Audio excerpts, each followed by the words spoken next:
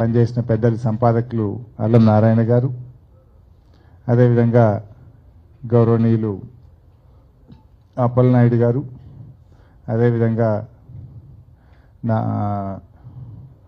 పెద్దలు వరదల్లి మురళి గారు,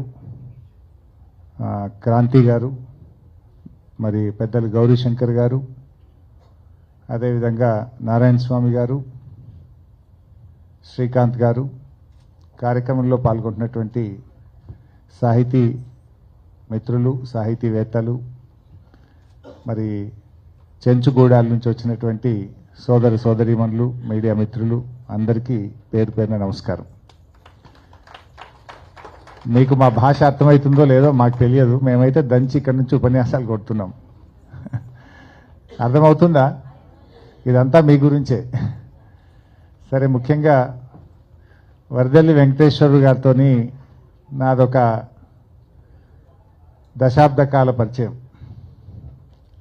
దశాబ్ద కాలంగా ఒక జర్నలిస్ట్గా, ఒక సాహితీవేత్తగా, ఒక రచయితగా, ఒక సామాజికవేత్తగా, ఒక సోషల్ కన్సర్న్ ఉన్నటువంటి ఒక మిత్రుడిగా నాకు ఆయనతో గత దశాబ్ద కాలంగా నా మిత్రుత్వం, ఫ్రెండ్షిప్ కొనసాగుతూ ఉంది.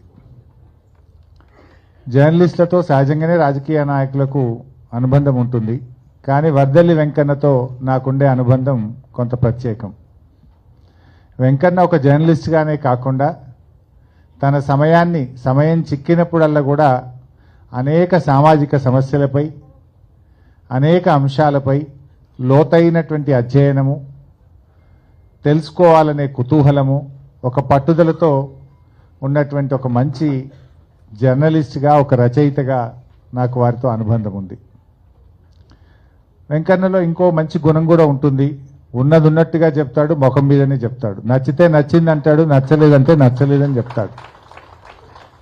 ఎక్కడా సంకోచం కానీ, బెదురు కానీ, అయ్యో ఏమనుకుంటారో అనేటువంటి మొహమాటాలు లేకుండా మాట్లాడే ముక్కుసూటి వ్యక్తిత్వం వెంకన్నది. అయితే వెంకన్న గారు మరి నా అదృష్టం కావచ్చు, ఆయన 3 పుస్తకాలు నేను ఆవిష్కరించే అవకాశం నాకు దొరికింది.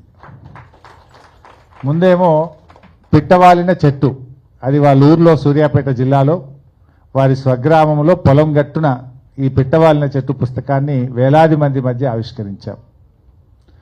రెండవ పుస్తకం వచ్చేసి మరి అమరాబాద్ అడవుల్లో ఎక్కడైతే చెంచులు అత్యధికంగా ఉంటారో, ఎక్కడైతే చెంచు జాతి అంతరిస్తుంది అనేటువంటి జరుగుతూ ఉందో ఆ అమరాబాద్ అడవుల్లో మరణం అంచున అనేటువంటి పుస్తకాన్ని ఆవిష్కరించుకున్నాం. ఇవాళ 3వ పుస్తకం ఈ హైటెక్స్లో మాదాపూర్, ఇది మన గచ్చిబౌలిలో ఈరోజు కొండమల్లు పుస్తకాన్ని కూడా ఆవిష్కరించుకోవడం అనేది నిజంగా నాకు చాలా సంతోషంగా ఉంది. సో 3 పుస్తకాల్లో కూడా ఒక సోషల్ కన్సర్న్ ఉంది. ఆ రోజు పిట్టవాలిన చెట్టు నిజానికి మిషన్ కాకతీయ అనే ప్రోగ్రాం కావచ్చు, పెద్ద ఎత్తున చెక్ డ్యాంల నిర్మాణం కావచ్చు, కేసీఆర్ గారి ప్రభుత్వంలో జరిగిన పెండింగ్ ప్రాజెక్టుల నిర్మాణం పూర్తి కావచ్చు, వీటన్నిటి వల్ల వలసలు వాపస్ అనే వార్తలు పాలమూరు లాంటి జిల్లాలో వచ్చినాయి. బొంబాయి బస్సులు బంద్ అయిపోయినాయి, వలసలు వాపస్ వచ్చినాయి అనే వార్తలు చూసాం. ఎట్లయితే పొట్ట చేత పట్టుకొని జీవితం బతుకు తెరువు కోసం బొంబాయికో దుబాయ్కో పోయినటువంటి ప్రజలు నీళ్ళు వచ్చినాయి అంటే వాపస్ ఎట్లొచ్చిండ్రో, అట్లనే పిట్టవాలిన చెట్టు మనుషులు ఎట్లా వాపసు వచ్చిండ్రో పిట్టలు కూడా చెట్ల మీదకి వాపసు వచ్చినాయి. అంటే ఆ నీళ్లు రావడం వల్ల చెట్లు కూడా బాగా అభివృద్ధి చెందినాయి, దానికి మంచి కాయలు వచ్చినాయి, పుష్పాలు వచ్చినాయి. చెట్లు ఎప్పుడు వస్తాయి? చెట్టు పచ్చగా ఉంటే, పుష్పాలు ఉంటే, దాని మీద పండ్లు ఉంటే చెట్లు వాపసు వస్తాయి. అట్లా మిషన్ కాకతీయ వల్ల ఎట్లా మన అడవులు పెరుగుతూ ఉన్నాయి, చెట్లు ఎట్లా పచ్చదనంగా ఉన్నాయి అని ఒక మంచి పుస్తకాన్ని, పిట్టవాలిన చెట్టు అనే పుస్తకాన్ని తెచ్చారు. ఆ రోజు మరణమంచున అనే పుస్తకం కూడా మరి ఈ చెంచుల జాతి ఎట్లా అదృశ్యమైతా ఉంది. రోజు రోజుకు అందరి జనాభా పెరుగుతుంది, చెంచుల జనాభా తగ్గుముఖం పడుతుంది. చెంచులు ఎట్లా అనారోగ్యం పాలవుతా ఉన్నారు. చెంచులు వాళ్ళు వైద్యానికి దూరంగా, విద్యకు దూరంగా, వాళ్ళు పడుతున్న కష్టాలు, వాళ్ళ బాధలు, మరి ఆ జాతి ఎట్లా అంతరించుకుపోతుందని ఆ పుస్తకం సమాజాన్ని, ప్రభుత్వాలను తట్టి లేపే విధంగా మరణమంచున అనేటువంటి పుస్తకాన్ని తెచ్చి ఆ చెంచుల యొక్క కష్టాలను, ఆ జాతి గొప్పతనాన్ని, వాళ్ళ బాధల్ని కూడా ఒక సమాజం దృష్టికి తెచ్చే ప్రయత్నం వర్దల్లి వెంకన్న గారు చేశారు. ఈరోజు కొండమల్లు అనేటువంటి పుస్తకాన్ని తిరిగి మళ్ళీ తెచ్చారు.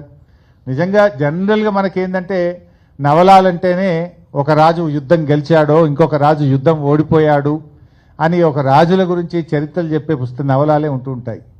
కానీ ఈరోజు ఈ ఒక అరుదైనటువంటి నవల తెలంగాణ ప్రాంతం నుంచి ఒక గిరిజన సామాజిక నేపథ్యంలో ఈ నవల రావడం అనేటువంటిది నిజంగా చాలా సంతోషంగా ఉంది. అంటే ఈ చారిత్రక నవలాలే అరుదు, అందులో గిరిజన సామాజిక నేపథ్యంలో ఒక నవల రావడం అనేటువంటిది మరింత అరుదైనటువంటి సందర్భం.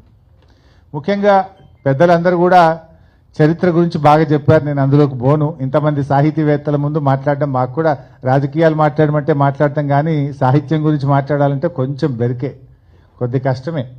అయితే ముఖ్యంగా నవలాలో నాకు బాగా గమనించింది ఏంటంటే ఈ చెంచులకు అడవికి మధ్య ఉండే బంధాన్ని చాలా గొప్పగా వివరించారు. సో వాళ్ళకి జీవితం అంటే అడవే అమ్మ, మాకు తల్లి లాంటిది అడవి. ఆ అడవికి చెంచు జాతుల మధ్య ఉండే అనుబంధం, వారి మధ్య ఉండే సంబంధాన్ని చాలా బలంగా ఈ నవలలో వారు చక్కగా వివరించగలిగారు. అదేవిధంగా అడవిని దోచుకోవడం అంటే సంస్కృతిని కాలరాయడమే. ఈ చెంచు లాంటి అరుదైనటువంటి జాతుల సంస్కృతులను ఇది కాలరాయడమే అనేటువంటి విషయాన్ని కూడా వారు వర్దల్లి వెంకన్న గారు చక్కగా అందులో వివరించేటువంటి ప్రయత్నం చేశారు. ముఖ్యంగా నాకు కూడా అంతకుముందు పెద్ద అవగాహన లేదు, కానీ మరణమంచున అనే పుస్తకాన్ని అమరాబాద్లో మరి అప్పుడు ఎందుకు మా వెంకన్న అక్కడే ఆవిష్కరించాలని నిర్ణయించుకున్నారో కానీ ఆ రోజు నేను మంత్రిగా అక్కడికి వెళ్ళాను. ఆ మంత్రి ఉన్నానా పుస్తకం ఆవిష్కరించాం. అప్పుడు అన్న ఒక డిమాండ్ పెట్టాడు. అన్న, ఈ చెంచు పెంటల్లో వీళ్ళు అడవులను దున్నుకుంటూ జీవిస్తూ ఉన్నారు, వీళ్ళకి కరెంటు లేదు, వైద్యం లేదు, పోడు పట్టాలు లేవు, వీరిని మీరు తప్పకుండా ఆదుకోవాలనేటువంటి ఒక చెప్తే ఆ రోజు నేను హామీ ఇచ్చాను. మరి కేసీఆర్ గారి ప్రభుత్వంలో ఈ పోడు భూములకు పట్టాలు ఇవ్వాలని చెప్పినప్పుడు నేను ప్రత్యేకంగా ఆ రోజు గుర్తుపెట్టుకొని దాదాపు 42 చెంచు పెంటలకు 1600 ఎకరాలకు పోడు పట్టాలు ఇవ్వడం జరిగింది. అంతేకాదు వారికి 3 ఫేజ్ కరెంట్ సౌకర్యాన్ని, మిషన్ భగీరథలో త్రాగునీటి సౌకర్యాన్ని కూడా అందించేటువంటి ప్రయత్నం కూడా ఆ రోజుల్లో చేయడం జరిగింది. సో ఏది ఏమైనా కూడా చాలా సంతోషం. ఇలాంటి అరుదైనటువంటి పుస్తకాలు, నవలాలు చాలా వస్తూ ఉంటాయి, కమర్షియల్ నవలాలు వస్తుంటాయి. ఈ నవలాలు జనరల్గా ఇక్కడేమి ఎవరు కొనుక్కొని చదివేది కాదు, డబ్బులు వచ్చే నవల కాదు. కానీ చరిత్ర పుటల్లో పదిలంగా ఒక చరిత్రను, ఒక సంస్కృతిని, అడవులతో చెంచులకు ఉండే అనుబంధాన్ని మరి ఎంతో చక్కగా కళ్ళకు కట్టినట్టుగా మనం నిజంగా అడవిలో ఉన్నామా అన్నంత భావన కలిగే విధంగా ఈ నవలను ఆయన చాలా అద్భుతంగా రచించారు. అందులో జీవించారు. నిజంగా చెప్పాలంటే అందులో లీనమైతే తప్ప, జీవిస్తే తప్ప అంత అద్భుతమైనటువంటి నవల రాయడం అంత సులభం కాదు. సో ప్రతి ఒక్కరూ అంటే చరిత్రను ప్రేమించే ప్రతి ఒక్కరు కూడా ఈ కొండమల్లు నవలను చదవాలని చెప్పి నేను కోరుకుంటూ, ఇంత చక్కటి నవలను అందించినందుకు వారిని హృదయపూర్వకంగా అభినందిస్తూ, నాకు 2 విషయాలు బాగా నచ్చాయి ఈరోజు. ఒకటి, పుస్తక పరిచయం చేసిన నారాయణ స్వామి గారి వ్యాఖ్యలు నన్ను బాగా ఆకర్షించినాయి. జనరల్గా చాలా పుస్తక పరిచయాలకు వెళ్తూ ఉంటాం. ఆ పుస్తక పరిచయాన్ని చేసే వ్యక్తి అద్భుతం, ఆహా ఓహో, అప్పలనాయుడు గారు, క్షమించాలి, అప్పలనాయుడు గారు మాట్లాడిన వ్యాఖ్యలు నన్ను బాగా ఆకర్షించినాయి. పుస్తక పరిచయం ఎక్కడ పోయినా పుస్తకం గురించి 4 గొప్ప మాటలు ఉంటాయి, రచయిత గురించి 4 గొప్ప మాటలు ఉంటాయి. కానీ నారాయణ స్వామి గారు మంచి మాటలు చెప్పారు. తాను గమనించినటువంటి ఒక 2 అంశాలను నిర్మోహమాటంగా రచయితకు తన భావాన్ని కూడా వ్యక్తపరిచినారు.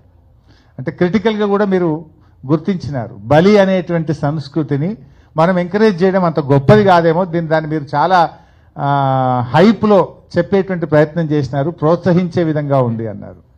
2వ అంశం మీరు చెప్పినటువంటిది అర్ధాయుష్షు. వాళ్ళ ఆయుష్ అంతరిస్తుంది, వాళ్ళ అర్ధాయుష్షు ఉన్నది. దాన్ని ఎక్కడో ఇక్కడ మెన్షన్ చేయాల్సి ఉంటేనేమో వాళ్ళ గురించి. అయితే ఎక్కడ చెప్పినాడు మరణమంచున అని గతంలో రాసిన నవలాలో మాత్రం తాను అక్కడ మెన్షన్ చేసినారు, ఇక్కడ మీకు కనబడలేదు అనేటువంటిది మీరు ఇందులో మెన్షన్ చేసినారు.